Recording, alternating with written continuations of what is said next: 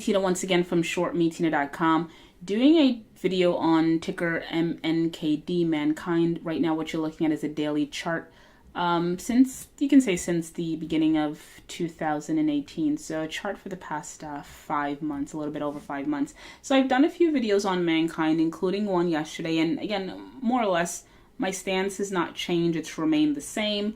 Overall chart is bearish. Stock is still in a decline. And so again, we talk about trading with the, we talk about trading in step with the trend. And to do that with MannKind, you really kind of shouldn't be long. But if you are long, it's fine, because there's a trade, you know, depending on your time frame, your target, you can always find a trade, both on the long and short side, despite the chart. Got that through.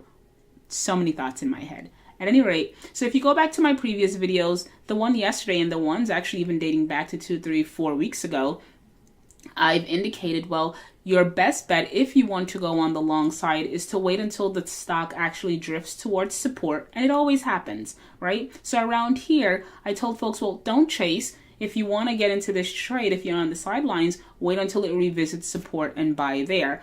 And if you fast forward, right, to May 10th, right, what happened? Stock revisited support, bounced off, and it looks like it's breaking through resistance. Not that it looks like, it actually broke through resistance, and it's held now, we can say 1, 2, 3, 4. It's held for 4 days, so that's actually a positive sign. We didn't do much today, right? We kind of just hung in there. Low was 192, high was 203. I really thought that it was going to retest the low of around 219. I thought this gap here would be filled. That didn't happen today, but based on trading for the last 2 days on above average volume, I can see the gap being filled perhaps by next week. With that said, I still wouldn't chase here. And if you're looking for a silver lining, if there is one for the bulls, and again, this is technical, it's nothing fundamental, because I kind of engage in some debates, somewhat, with a couple of traders who are fundamentalists. If you understand the product and you think that it's revolutionary and that's why you're in the trade, absolutely continue with it. However, I'm just doing a recap on the chart. So again, to recap, we got above support, or rather we got above resistance, and we've spent a couple of days above this resistance area, which is actually a good sign.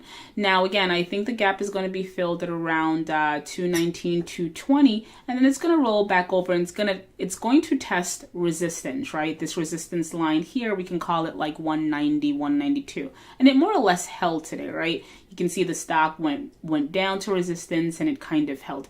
So after it fills this gap, if you're a bull, what you want to see going forward is you more or less, you want that area to hold, right? You don't want it kind of reverting back to this 150, 145 area. You actually want it to hold 190. And if it can hold 190 for a couple of days, that might be an emergence of a new trend. Perhaps, I don't know. Time will tell. For now, no position in this trade. I kind of don't want, from a risk-reward perspective, it just does not fit my profile. Like, the reward is just not there when you factor in the risk. But that's just my take on ticker MNKD. So that's it. Short Me Tina here once again from shortmetina.com. Head on over to shortmetina.com, sign up, become a member. Thank you for listening, and as always, thank you for the support.